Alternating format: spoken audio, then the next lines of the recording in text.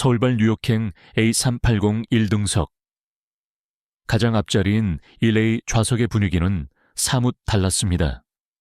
그곳에 앉은 소녀는 화려한 명품도 요란한 화장도 없이 그저 조용히 태블릿을 보고 있었습니다. 그녀의 이름은 정하윤. 겉모습만 보면 그저 미국 유학길에 오르는 평범한 한국인양 학생처럼 보였을지도 모릅니다. 하지만 그녀의 신분은 단순한 승객이 아니었습니다. 그녀는 대한민국 재계서열 최상위에 있는 태산그룹 정 회장의 외동딸이었습니다. 이륙을 불과 10분 앞둔 시점, 날카로운 구두 소리가 1등석의 정적을 깼습니다. 수석 승무원 김지영이 하윤의 좌석 앞에서 멈춰 섰습니다.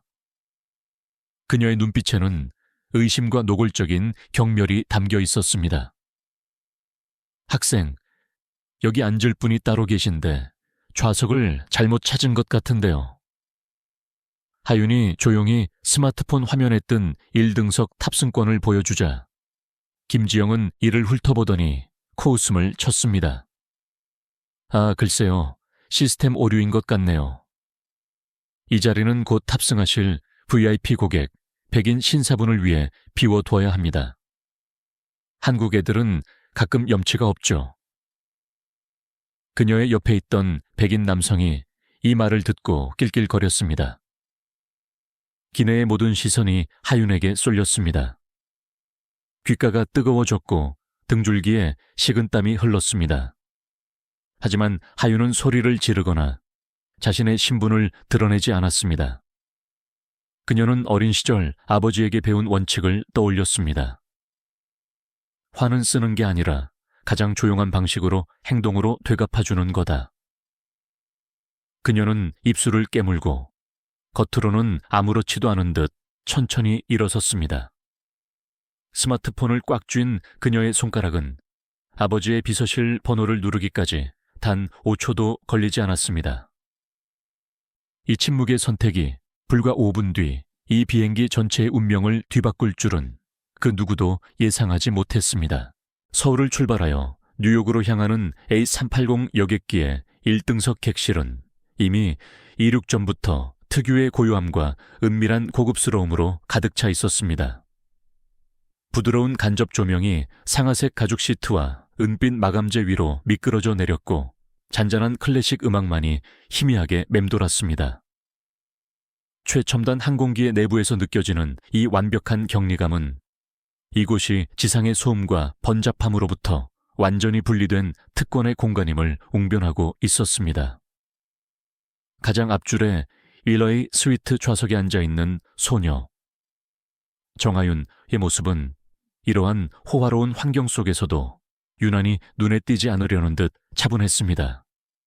그녀는 화려하게 치장하지 않았고 몸에 걸친 의상이나 액세서리에도 굳이 명품 로고를 드러내지 않았습니다. 길고 검은 머리는 단정하게 묶여 있었고 얇은 프레임에 안경 너머로 보이는 눈빛은 차분하면서도 예리했습니다. 언뜻 보면 그저 방학을 맞아 미국 유학지로 돌아가는 한국의 모범적인 여학생처럼 보였지만 그녀의 태블릿 화면에 떠있는 복잡한 경제 보고서와 그녀가 쥐고 있는 여권의 무게는 그녀의 배경이 결코 평범하지 않음을 암시하고 있었습니다. 하윤은 창밖의 활주로를 바라보며 잠시 숨을 골랐습니다. 그녀는 대한민국 재계를 움직이는 거대 기업 태산그룹 배찬사 정 회장의 외동딸이었습니다. 그녀에게 이 1등석 1레인은 단순히 예약된 좌석을 넘어 태산그룹이 지닌 막대한 영향력과 책임감의 상징이었습니다. 일상적으로 누려온 이 특권은 그녀에게 공기처럼 당연했지만 동시에 그녀를 끊임없이 세상의 시선 아래 두는 무거운 짐이기도 했습니다. 그녀는 이미 수많은 자리에서 그녀의 나이나 겉모습 때문에 겪어야 했던 부당한 평가들을 수도 없이 경험했습니다. 하지만 그때마다 아버지는 그녀에게 감정을 드러내는 대신 침묵 속에서 세상의 작동 방식을 파악하고 대응하는 법을 가르쳤습니다. 이윽고 객실 입구 쪽에서 딱딱한 구두굽 소리가 1등석의 평화를 깨뜨리며 다가왔습니다. 수석 승무원 김지영이었습니다. 그녀는 단정하게 올린 머리와 흐트러짐 없는 유니폼으로 전문성을 과시했지만 하윤에게 다가오는 그녀의 눈빛에는 미묘한 오만함과 불편한 의심이 담겨 있었습니다. 김지영은 하윤의 좌석 앞에서 멈춰 섰습니다. 마치 현미경으로 이물질을 검사하듯 위에서 아래로 하윤을 훑어보는 그녀의 시선은 꽤나 노골적이었습니다. 실례하겠습니다. 학생. 김지영의 목소리는 친절함을 가장하고 있었지만 그 밑에는 상대를 낮춰보는 차가운 톤이 깔려 있었습니다. 혹시 탑승권을 다시 한번 확인해 주시겠어요? 제가 보기엔 좌석을 잘못 찾으신 것 같습니다. 하윤은 침착하게 스마트폰 화면에 띄워둔 모바일 탑승권을 그녀에게 보여주었습니다. First Class, Suite 1A, 중애차 윤. 이름과 좌석 등급은 명확했습니다. 김지영은 그 화면을 재빨리 한번 훑어보더니 코웃음을 치는 듯한 작은 숨소리를 냈습니다. 탑승권에는 그렇게 나와 있을지 몰라도 뭔가 시스템 오류가 있었던 것 같네요. 김지영은 하윤이 앉은 윌레이 좌석의 머리 위쪽을 손가락으로 가리키며 단호하게 말했습니다. 이 좌석은 저희 항공사의 가장 중요한 VIP 고객을 위해 비워두도록 지시받은 자리입니다.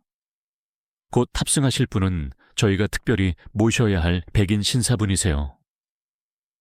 미안하지만 당신처럼 어린 동양 아이가 앉을 자리는 아닙니다. 이 말에 객실 안의 공기는 순식간에 차갑게 얼어붙었습니다.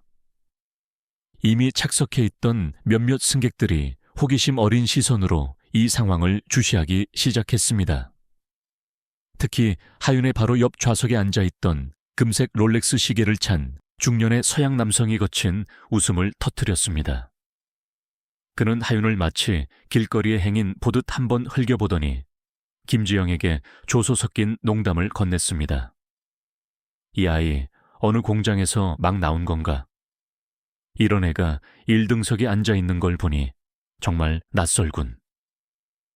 이 노골적인 모멸감에 하윤의 귓가가 후끈 달아올랐습니다. 등줄기에는 식은땀이 차가운 줄기를 만들며 흘러내렸습니다.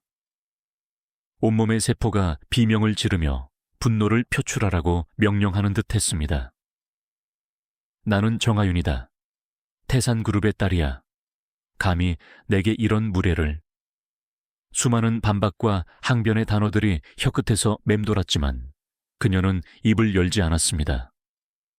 대신 그녀는 작게 고개를 갸웃하며 자신의 목소리가 떨리지 않도록 노력했습니다. 제 자리 맞습니다. 그녀의 그 한마디는 오히려 김지영의 오만함에 기름을 부은 격이 되었습니다. 당신 지금 직원에게 대드는 겁니까? 다른 손님들에게 폐해를 끼치고 있어요.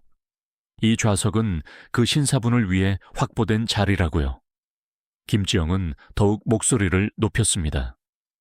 정말 믿을 수 없네요. 역시 한국 온 아이들은 인내심이 부족한 모양이군요. 떼쓰지 말고 어서 비켜주세요. 하윤은 피부 속에서 무언가가 끓어오르는 것을 느꼈지만 그녀는 아버지가 가르친 원칙을 되새겼습니다. 분노는 가장 약한 형태의 에너지다. 그것을 보여주지 말고 가장 강한 형태로 변환시켜야 한다.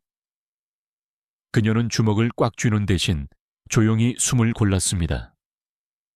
마치 다도차도를 할 때처럼 천천히 그리고 우아하게 그녀는 자리에서 일어섰습니다. 그녀의 움직임에는 서두름이나 격앙된 감정이 전혀 없었습니다. 김지영은 의기양양하게 가슴을 펴고 그 서양 남성을 일레이 좌석에 앉혔습니다. 그 남자는 만족스러운 듯 다리를 꼬고 앉아 샴페인을 주문했습니다. 그들의 등 뒤에서 하윤은 자신의 작은 짐을 챙겨 복도를 걸어 나갔습니다. 천장의 차가운 조명이 그녀의 발걸음마다 섬뜩하게 깜빡였습니다. 뒤에서는 또다시 작은 조롱 섞인 웃음소리가 들려왔습니다. 동양 애들은 정말 끈기가 있네. 하윤의 손은 떨렸지만 스마트폰은 단단히 쥐어져 있었습니다. 그 손가락은 이제 곧 태산그룹 비서실 번호를 누를 준비를 마쳤습니다. 그녀의 침묵은 항복이 아니었습니다. 그것은 곧 폭풍을 불러올 예정된 서곡 추추이었습니다. 1등석의 가죽 시트와는 비교조차 할 수 없는 좁고 딱딱한 이코노미 클래스 좌석에 정하윤은 몸을 구겨 넣었습니다. 그녀가 짐을 챙겨 복도를 따라 걸어오는 동안 수많은 시선이 그녀의 등 뒤를 찔렀습니다. 1등석의 승객들은 그녀의 갑작스러운 퇴장을 궁금해했고 이코노미석의 승객들은 그녀의 고급스러운 옷차림과 굳게 담은 입술을 보며 속삭였습니다. 복도를 지나는 내내 머리 위에 차가운 공족이 바람이 그녀의 젖은 귀를 스치며 모멸감의 냉기를 배가시키는 듯했습니다.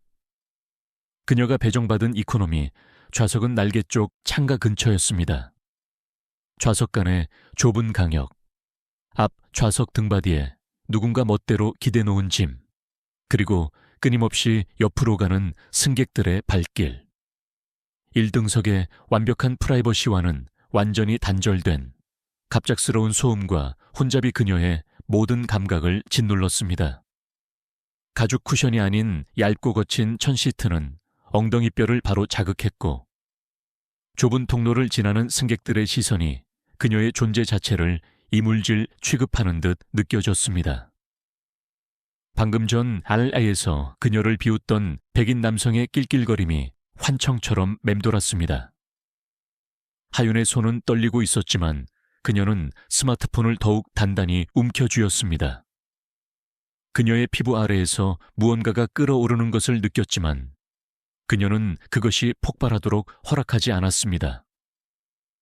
그녀의 내면에서 격렬하게 요동치는 분노는 단지 감정이 아닌 그녀의 자존심에 깊게 새겨진 상처와 같았습니다. 하지만 그녀는 이 상처를 밖으로 터뜨려서는 안 된다는 것을 알고 있었습니다. 이 모든 고통 속에서 그녀의 머릿속에는 어린 시절부터 아버지인 태산그룹 정 회장에게 수없이 들어온 가르침이 뚜렷하게 울려 퍼졌습니다. 아버지는 분노를 가장 값싼 감정이라고 불렀습니다. 몇 년 전 하윤이 초등학교 저학년이었을 때 학교 앞에서 외국인 남성과 부딪혀 넘어지는 사고가 있었습니다. 명백히 상대방의 부주의였음에도 불구하고 그 남자는 하윤에게 영어로 험한 욕설을 퍼붓고는 사과 한마디 없이 떠나버렸습니다. 아스팔트에 무릎을 찧어 피가 흐르는 상처를 안고 울고 있는 하윤 곁에서 아버지는 아무 말도 하지 않았습니다. 그저 주머니에서 손수건을 꺼내 묵묵히 딸의 무릎을 감싸줄 뿐이었습니다. 하윤이 울음을 그치고 물었습니다. 아빠, 왜 화를 내지 않았어요? 그 사람이 잘못했잖아요. 정 회장은 그때 하윤을 내려다보며 조용하고 부드럽지만 단호한 목소리로 말했습니다.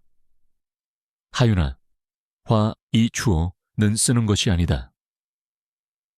그것은 밖으로 보여주는 것도 아니란다. 분노는 우리의 힘을 가장 빨리 소진시키는 불꽃과 같지. 네가 소리를 지르거나 눈물을 흘리거나 그 사람에게 대들었다면 너는 그 순간 그저 상처받은 약한 아이가 되는 거야. 네 감정을 소모한 순간 너는 이미 진 거란다. 하지만 억울했어요. 하윤이 작은 목소리로 덧붙였습니다. 그래, 억울함. 그 감정이 너의 힘이다. 아버지는 미소 지었습니다. 그 억울함과 몸 열감을 내 가슴 깊은 곳에 간직하렴. 그리고 그것을 아무도 보지 못하는 곳에서 가장 강력하고 완벽한 형태로 되돌려주는 거다.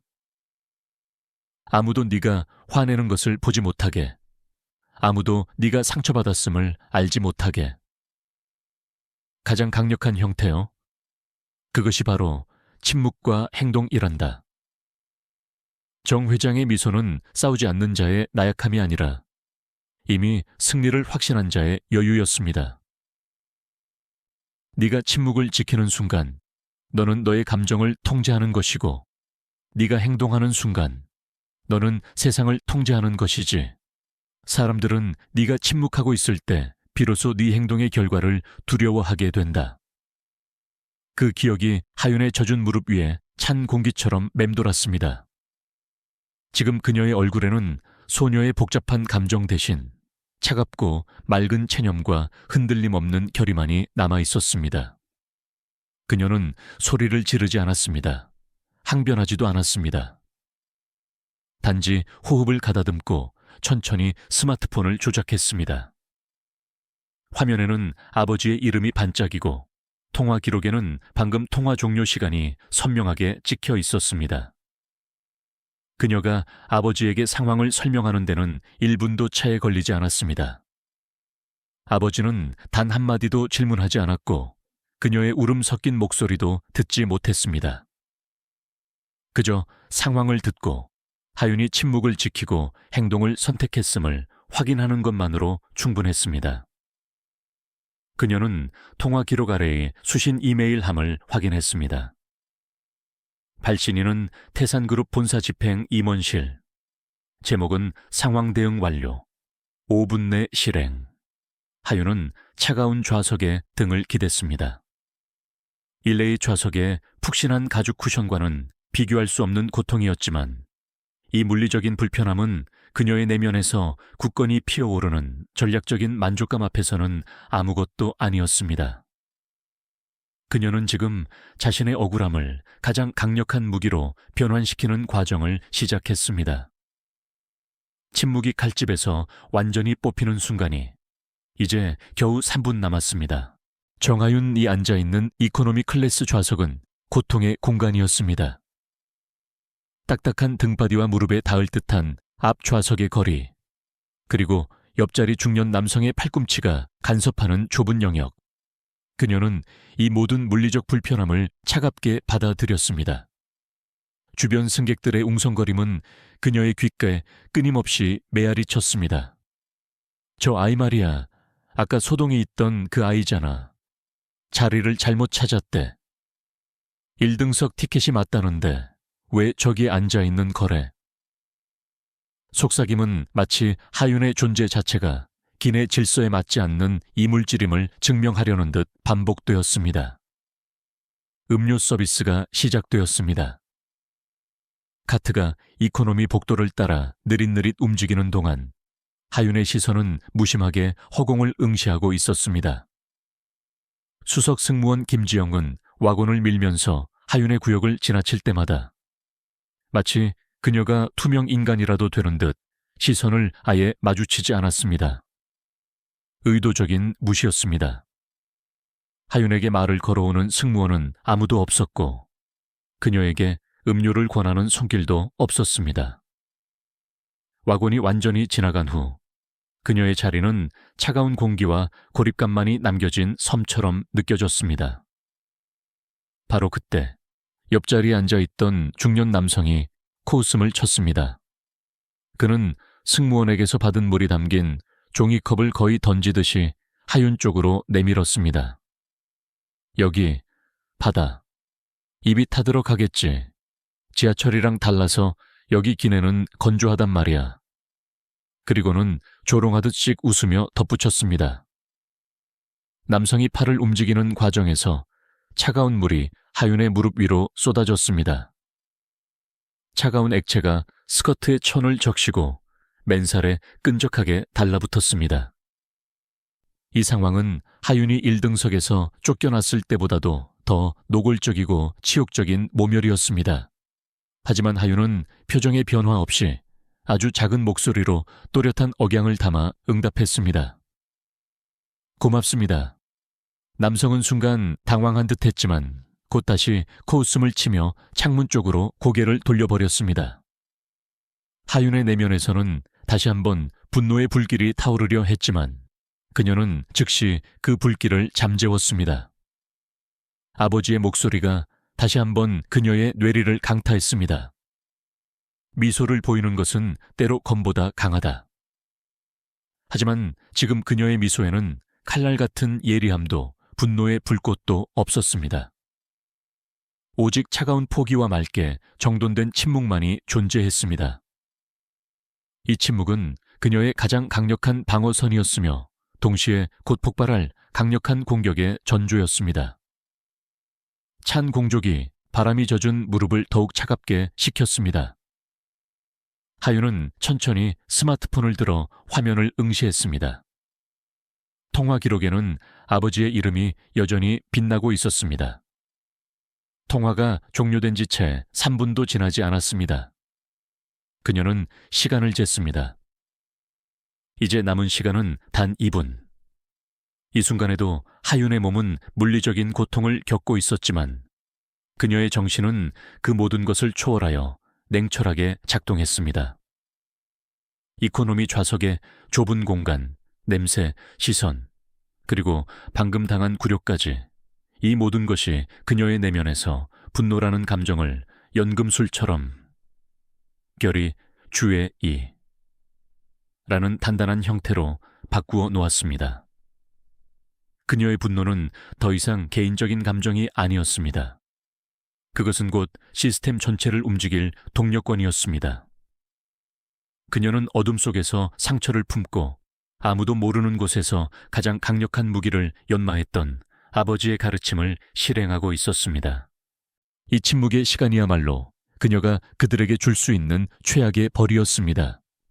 그들의 조롱과 무시가 그녀의 결의를 더욱 확고하게 다져주었기 때문입니다.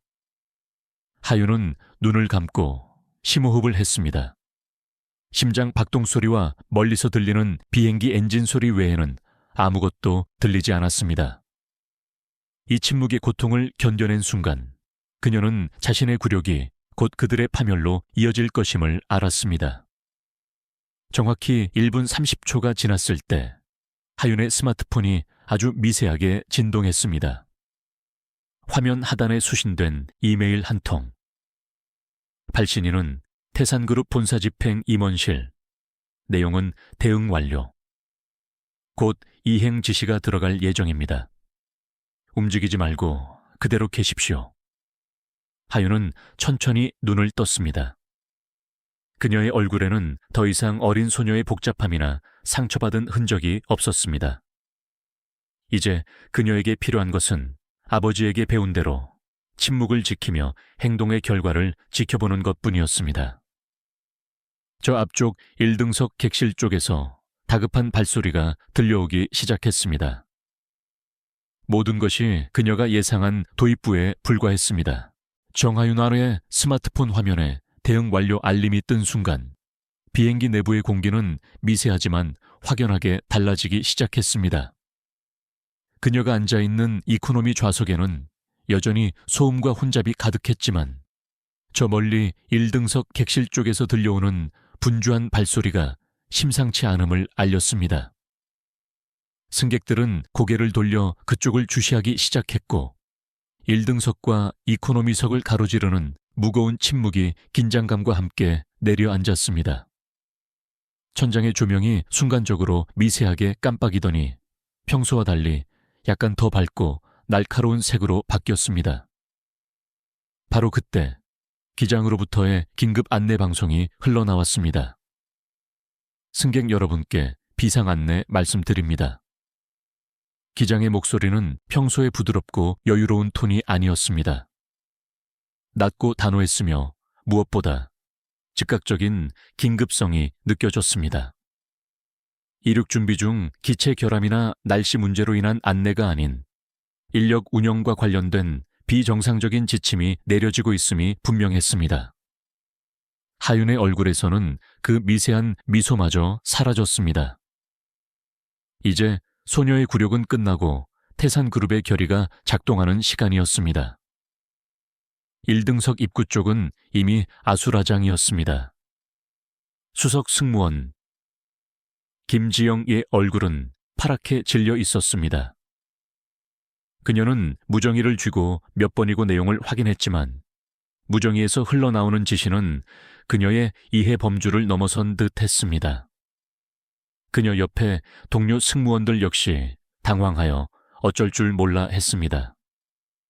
기내의 모든 승객들은 이 갑작스러운 비상 상황에 당황했지만 승무원들의 얼굴에 서린 명백한 공포는 이 사태가 단순한 기술적 문제가 아님을 직감하게 만들었습니다. 하윤은 이코노미 좌석에서 마치 아무 일도 없었다는 듯 평온하게 앉아 있었습니다.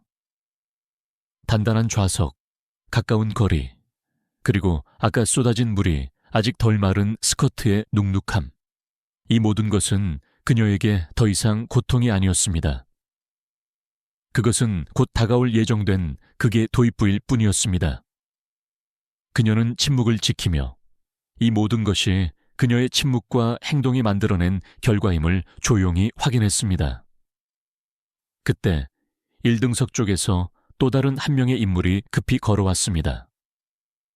그는 일반 승무원들과는 다른 더 어둡고 격식을 갖춘 정복을 입고 있었는데 아마도 항공사의 객실 매니저급 인물인 듯 했습니다. 그의 얼굴에는 땀이 비 오듯 흘렀고 호흡은 가빴으며 무엇보다 눈빛은 공포와 절박함으로 가득 차 있었습니다. 그는 1등석 승객들을 지나쳐 이코노미 클래스 복도 깊숙이까지 들어섰습니다. 승객들은 의아한 표정으로 이 고위급 인물이 왜 이 후미진 곳으로 향하는지 알지 못했습니다. 매니저는 급히 주변을 살피더니 마침내 하윤의 좌석 앞에서 멈춰 섰습니다. 그는 하윤을 알아보는 순간 숨을 들이마시는 소리를 냈습니다. 주변 승객들은 일제히 이 매니저와 하윤을 번갈아 쳐다보았습니다. 실례하겠습니다. 정하윤, 양이십니까? 낮고 침착했지만 미세하게 떨리는 중년 남성의 목소리였습니다. 하윤은 천천히 고개를 들었습니다. 그녀의 얼굴에는 놀라움도 분노도 승리감도 없었습니다. 마치 이 모든 일이 시간표대로 흘러가는 당연한 순서인 것처럼. 매니저의 등 뒤에는 김지영의 흐트러진 모습도 보였는데 그녀는 이미 얼굴빛을 잃고 고개를 들지 못하고 있었습니다. 매니저는 주변 승객들의 시선을 아랑곳하지 않고 거의 절규하듯 공식적인 어조로 말을 이었습니다. 지금 즉시 좌석 재배치 및 사과 대응을 진행해야 합니다. 이동을 부탁드려도 되겠습니까? 하윤은 천천히 그리고 우아하게 일어섰습니다. 그녀의 동작 하나하나에는 서두름이나 격앙된 감정의 흔적이 없었습니다. 그저 시간 약속을 지키듯 정확했습니다. 그녀가 일어선 순간 주변의 이코노미 승객들 사이에서는 웅성거림이 폭발했습니다. 정하윤, 태산에 설마 저 아이 때문에? 하윤은 한마디도 발설하지 않았습니다. 그녀는 매니저의 안내를 받아 복도를 따라 다시 1등석으로 걸어 나갔습니다. 그 순간 그녀의 입가에 아주 희미한 미소가 스쳤는데 그것은 감정의 미소가 아니라 끝을 알리는 신호였습니다. 매니저의 무정의에서는 본사 직통 훼손이라는 다급한 목소리가 흘러나왔습니다. 즉시 조치하고 곧바로 연결하세요. 이 소리가 기내의 모든 공기를 뒤바꾸었습니다. 침묵의 칼날이 마침내 칼집에서 뽑히는 순간이었습니다. 정하윤은 객실 매니저의 극진한 안내를 받으며 다시 1등석 윌레이 좌석으로 돌아왔습니다. 그녀의 움직임은 여전히 침착했고 마치 방금 전까지 겪었던 굴욕이나 모멸감이 그녀의 기억 속에 존재하지 않았던 것처럼 보였습니다. 매니저는 잔뜩 땀을 흘리며 그녀의 젖은 무릎에 새 타월을 건넸고 정중하게 사과의 말을 되풀이했습니다. 하윤은 어떤 감정도 내비치지 않은 채 천천히 젖은 스커트 자락을 닦아냈습니다. 이 행위 자체가 소리 없는 분노를 대변하는 듯 했습니다. 그녀의 눈에 아까 자신을 조롱하며 샴페인을 즐기던 서양 남성이 멀리 이코노미 클래스 쪽으로 쫓겨나는 모습이 들어왔습니다. 그의 손에는 아직 개봉하지 않은 샴페인 병이 들려 있었고 얼굴은 분노와 당혹감으로 일그러져 있었습니다. 그는 하윤 쪽을 향해 노골적인 적대감을 드러냈지만 이제 그 적대감은 아무런 힘도 발휘하지 못했습니다. 단지 초라함만 더할 뿐이었습니다. 하윤이 자리에 편안하게 앉자마자 기내 방송이 다시 한번 기내 전체를 울렸습니다. 이번에는 긴급한 조치사항이었습니다. 현재 해당 항공편 승무원 4명에 대해 본사 직권으로 즉각적인 배치 해제 명령이 내려졌습니다. 전 승무원은 일시적으로 업무에서 물러나 주십시오. 이 한마디에 기내에는 거대한 술렁임이 일었습니다. 뭐라고? 배치 해제? 전부 다? 설마 저 아이 때문이라는 거야? 승객들의 웅성거림은 쉽게 가라앉지 않았습니다. 1등석 문 옆에 서 있던 김지영의 무정위에서는 또 다른 명령이 쇄도했습니다. 해당 승무원은 도착 전 항공법 47조에 의거 비상 착륙 지점에서 인계될 예정이며 인계 요원은 지상에서 탑승합니다. 농담이시죠? 저희가 뭘 잘못했다는 거예요? 김지영은 떨리는 목소리로 항의했지만 이미 그곳에 있던 모든 승무원들과 승객들은 알고 있었습니다. 이 모든 사태는 저 소녀가 침묵을 지키고 그 침묵을 통해 행동을 개시한 순간부터 시작되었다는 것을. 김지영의 눈에는 억울함과 공포가 뒤섞인 눈물이 고이기 시작했습니다. 아까의 오만한 태도는 온데간데 없이 사라졌습니다.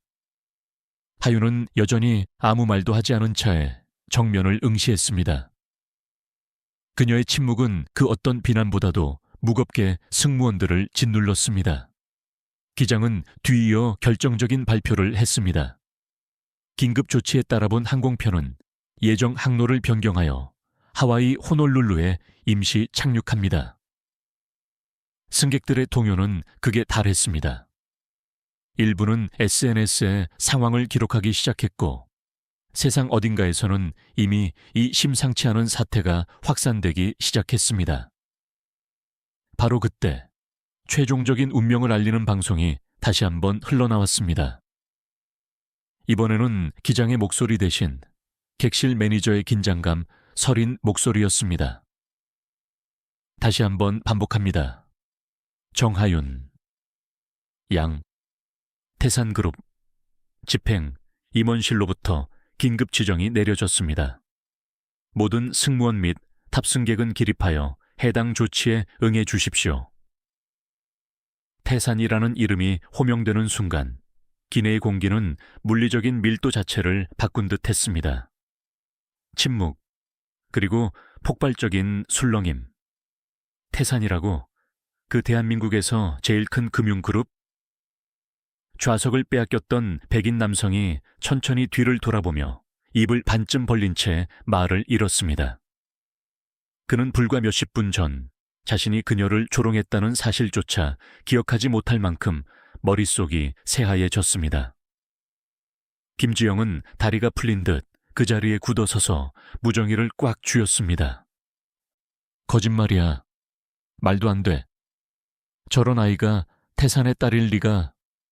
하지만 그녀의 항변을 부정할 수 있는 증거는 어디에도 없었습니다. 본사로부터의 지시, 공항보안국과의 협력 지시, 그리고 비상 착륙을 위한 지상 요원 파견 요청까지 이 모든 것이 오직 한 명의 소녀를 위해 움직이고 있었습니다. 하윤은 천천히 일어섰습니다. 그녀는 굳이 승무원들을 향해 시선을 돌리지 않았습니다. 그녀가 누구에게 사과를 받아야 하는지, 누구 앞에서 무릎을 꿇게 만들어야 하는지 이미 알고 있었기 때문입니다. 무시당하고 비웃음을 당했던 그 소녀가 이제 조용히 서 있는 것만으로도 모두가 머리를 숙여야 하는 존재가 되어 있었습니다. 그녀의 침묵은 마침내 칼집에서 뽑혀나와 그 누구도 막을 수 없는 강력한 심판이 되고 있었습니다. 비행기가 하와이 호놀룰루 국제공항의 활주로에 미끄러지듯 착륙하는 순간 기내는 무거운 정적에 휩싸였습니다. 예정에 없던 비상 착륙, 그리고 승무원들의 즉각적인 업무 해제라는 전대미문의 사태는 승객들 사이에 불안감 대신 기이한 긴장감을 조성했습니다. 정하윤활은 여전히 일레의 좌석에 앉아 창밖을 응시했습니다. 태양이 지기 시작하는 활주로 끝에는 검은 정장을 입은 여러 명의 남성들이 항공기를 향해 대기하고 있었습니다. 이들은 단순한 지상 요원이 아닌 본사 감사 인력이었습니다. 비행기가 완전히 멈추자 기내 방송이 다시 울려 퍼졌습니다. 모든 승무원 여러분은 즉시 상층부 감사인원의 확인 절차를 거쳐주십시오. 본건과 관련된 과거 근무 이력 역시 동시에 게시됩니다. 이 한마디가 내려지는 순간 이미 업무에서 물러나 뒷좌석 쪽에 모여있던 김지영의 얼굴은 경련을 일으켰습니다. 과거 근무 이력. 잠깐만요. 그건 관련이 없잖아요. 이번 사건과는 별개예요. 그녀의 항변은 이미 누구에게도 닿지 않았습니다. 항공사의 서버에서 즉시 다운로드된 과거 데이터가 기내의 모니터 화면에 차례로 옮겨지기 시작했습니다. 새롭게 탑승한 감사인원 중 한 명인 중년의 남성이 감정이 배제된 차가운 목소리로 보고서를 읽어 내려갔습니다. 그의 목소리는 차분하고 무감각했지만 그 내용 하나하나는 김지영이라는 인물의 인성을 난도질하는 칼날과 같았습니다. 모니터에 뜬 첫 번째 기록. 2019년 9월. 아시아계 남성 승객에게 이해력이 부족하다는 폭언 사용. 두 번째 기록. 2020년 4월. 한국인이 아닌 흑인 승객에 대해 좌석 등급을 임의로 하향 조정하는 조치 강행. 세 번째 기록. 2022년 1월. 장애인 승객의 탑승 지원 요청을 인력 부족을 이유로 부당하게 거부. 네 번째 기록. 2023년 6월. 승무원 내부 SNS 대화방에서 특정 인종과 관련된 차별적 표현을 수차례 사용. 감사 인원의 목소리는 조금의 흔들림도 없었습니다. 그것은 시스템이 내리는 냉철한 판결이었습니다. 그녀의 변명과 항의는 차단되었고 오직 그녀의 부도덕했던 과거만이 승객들 앞에서 적나라하게 전시되었습니다. 전부 오해예요. 언어의 뉘앙스 차이일 뿐이라고요. 김지영은 떨리는 목소리로 소리쳤지만 아무도 그녀와 눈을 마주치려 하지 않았습니다. 주변 승객들의 시선에는 더 이상 분노나 연민조차 없었습니다. 오직 절망을 응시하는 침묵만이 감돌았습니다. 정하윤은 이 모든 보고 과정을 조용히 응시하고 있었습니다. 그녀는 표정을 바꾸지도 눈을 한번 깜박이지도 않았습니다. 그녀의 시선은 마치 진실의 무게를 측정하는 저울과 같았습니다. 이 순간은 더 이상 개인적인 복수가 아니었습니다. 그것은 태산그룹 측의 막대한 영향력이 한 항공사의 조직적 윤리 문제를 청소하고 시스템의 투명성을 대외적으로 선포하는 거대한 행동이었습니다. 하윤의 아버지 정 회장은 단순히 딸의 좌석을 되찾아주는 것으로 만족하지 않았습니다. 그는 딸에게 모멸감을 준 개인의 처벌을 넘어 그 부조리한 행동이 반복될 수 있었던 시스템의 취약점 자체를 도려내기로 결정했던 것입니다. 하윤의 침묵과 그 뒤에 숨겨진 행동이 김지영이라는 개인의 문제를 수면 위로 끌어올려 항공사의 내부 규율 전체를 재정립하는 계기가 된 것입니다. 결국 김지영은 무너져 내렸습니다. 그녀는 그 자리에 주저앉아 차갑게 젖은 기내 바닥에 무릎을 꿇었습니다. 제발요, 저는 아기가 없었어요. 저도 열심히 해왔단 말이에요. 제발 부탁드립니다. 눈물이 뺨을 타고 흘러내렸지만 하윤은 자리에서 일어나지 않았습니다. 그녀에게 연민 역시 불필요한 노이즈일 뿐이었습니다. 그리고 결정적인 마지막 한마디가 흘러나왔습니다. 김지영 전 승무원은 오늘부로 모든 관련 그룹사에서의 등록 삭제 및 고발 심사 절차에 들어갑니다. 객실에는 작은 술렁임이 일었고 일부 승객들은 이미 스마트폰으로 이 모든 상황을 실시간 뉴스 속보로 접하고 있었습니다. 차별 승무원, 과거 막말 녹음 파일까지 유출 중. 항공 대기업 태산그룹 공적 징계 개시. 하윤의 침묵이 마침내 세상을 변화시킨 순간이었습니다. 김지영은 동료 승무원들의 외면 속에서 무너진 채 서 있었습니다. 그녀의 유니폼은 땀과 눈물로 젖어 있었고 단정했던 머리는 헝클어져 있었습니다. 비행기가 호놀룰루에 착륙하고 지상 인계 요원들이 탑승하자 그녀는 강제로 유니폼 상의를 벗겨지듯 인계받았습니다. 억울함과 절망이 뒤섞인 그녀의 눈빛은 그 어떤 변명보다도 그녀의 몰락을 웅변하고 있었습니다. 그녀의 동료 승무원들조차 그녀에게 거리를 두었고 그녀의 눈을 마주치지 않았습니다. 이미 승무원 교체 작업이 진행되고 있었고 김지영은 통로를 따라 기내 뒤쪽으로 인솔되었습니다. 그때 그녀는 마지막 남은 힘을 쥐어짜 통로 옆에 앉아있는 정하윤에게로 비틀거리며 향했습니다. 그녀는 이제 더 이상 직원의 모습이 아닌 모든 것을 잃어버린 한 인간의 절규에 가까웠습니다. 부탁드립니다. 저는 모든 것을 잃었어요. 제가 어떻게 해야 당신에게 용서받을 수 있을까요? 제발 단 한마디만 해주세요. 김지영의 목소리는 갈라졌고 그녀의 어깨는 격렬하게 떨렸습니다. 그녀의 필사적인 구원은 하윤에게 모든 승객의 시선을 다시 집중시켰습니다. 하윤은 천천히 고개를 돌려 김지영을 바라보았습니다. 기내의 모든 사람들이 숨을 죽였습니다. 하윤의 눈빛에는 분노도 비난도 혹은 승리감도 없었습니다. 그저 차갑고 맑은 그리고 완전히 단절된 시선만이 존재했습니다. 그리고 하윤은 아주 나지막하고 부드러운 목소리로 단 3마디를 발했습니다. 이제 괜찮아요. 그것이 전부였습니다. 절규도 비난도 아니었습니다. 그녀는 꾸짖지도 밀어내지도 않았으며 단지 조용히 손을 거두는 듯한 말이었습니다.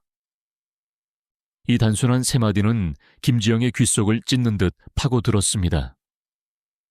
그녀의 모든 변명과 눈물, 그리고 용서를 구하는 외침은 하윤에게 아무런 의미도 갖지 못했습니다. 하윤이 원했던 것은 이해나 공감이 아니라 이해받지 않아도 세상을 움직일 수 있는 현실이었기 때문입니다. 김지영은 그 자리에서 완전히 주저앉았고 울부짖음을 참지 못했습니다. 하윤은 다시 앞을 향해 고개를 돌렸습니다. 그녀의 자세는 흐트러지지 않았고 눈을 감았습니다. 그녀의 침묵은 그 어떤 웅변보다도 강력하고 유효했습니다.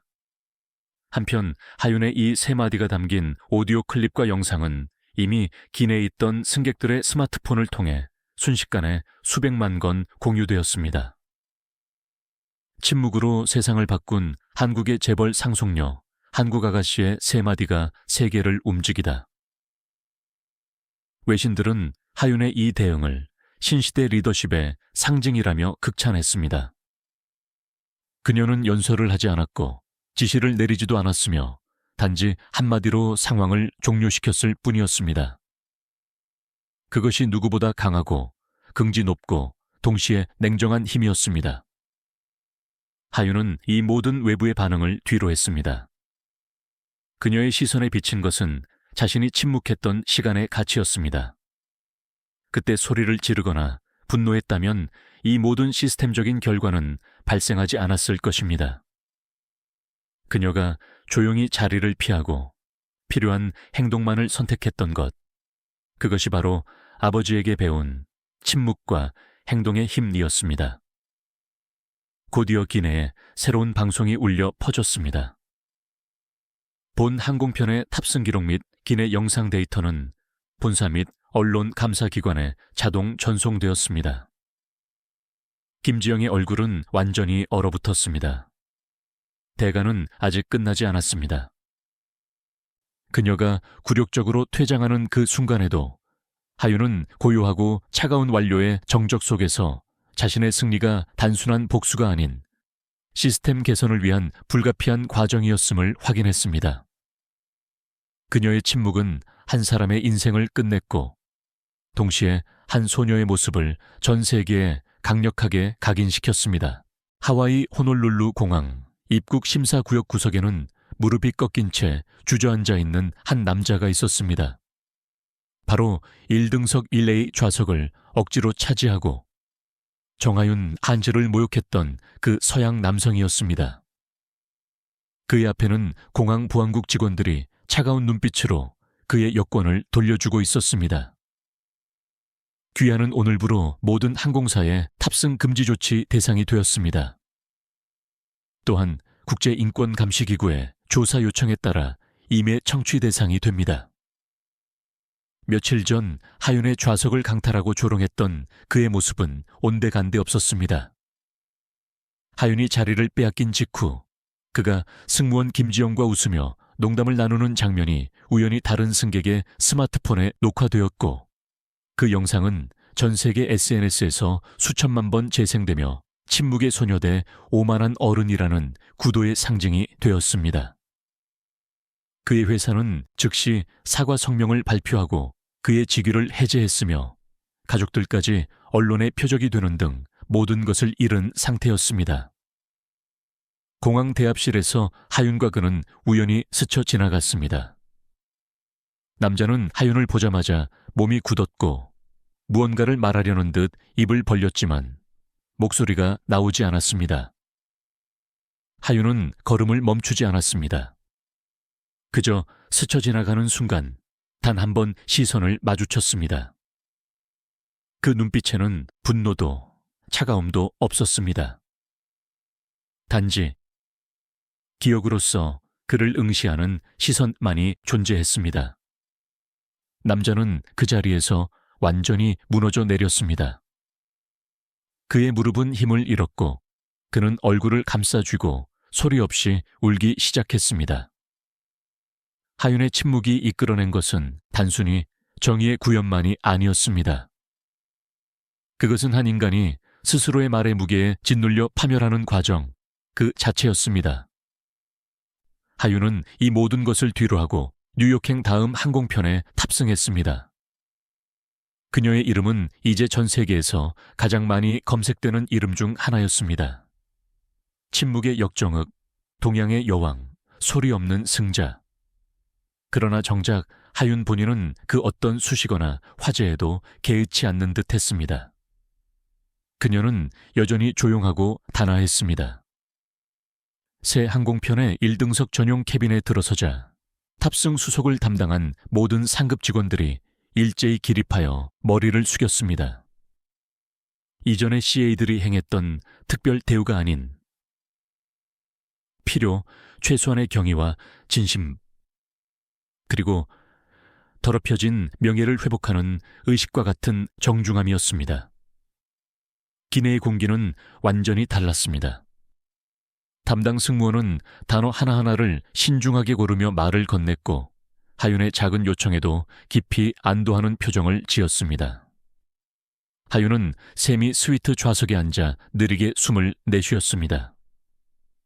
이 순간 그녀는 비로소 깨달았습니다. 그때 그녀가 침묵을 선택했던 것은 누군가를 파멸시키기 위함이 아니었습니다. 그것은 지키기 위함이었습니다.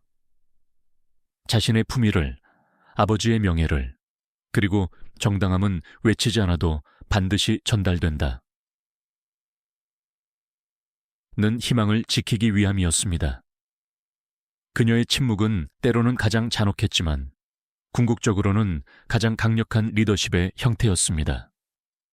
소리도 눈물도 감정도 사용하지 않고 오직 단호한 행동과 침묵만으로 세상의 질서를 뒤흔들었습니다. 그녀의 아버지가 가르친 원칙이 개인의 복수를 넘어 시스템 전체의 정화를 이끌어낸 것입니다. 창밖으로 구름을 가르는 비행기의 모습이 보였습니다. 하윤은 가방에서 작은 수첩을 꺼내 들었습니다. 아버지에게 받은 것이었습니다. 그녀는 펜으로 천천히 한마디를 적었습니다. 끝났다. 그리고 그 아래 또 한마디를 덧붙였습니다. 그러므로 시작할 수 있다. 싸우지 않고 지키고 외치지 않고 전달하며 무너져도 굳건히 서는 것. 그것이 정하윤, 이 배운 침묵의 힘이었습니다. 그녀는 맑게 개인 하늘을 바라보며 이제 자신의 길이 개인적인 안위를 넘어 더 큰 책임과 리더십의 영역으로 확대되었음을 알았습니다. 이 조용한 객실 속에서 그녀의 마음은 다음 여정, 그리고 앞으로 그녀가 마주할 세상과의 새로운 대결을 향해 굳게 다짐하고 있었습니다.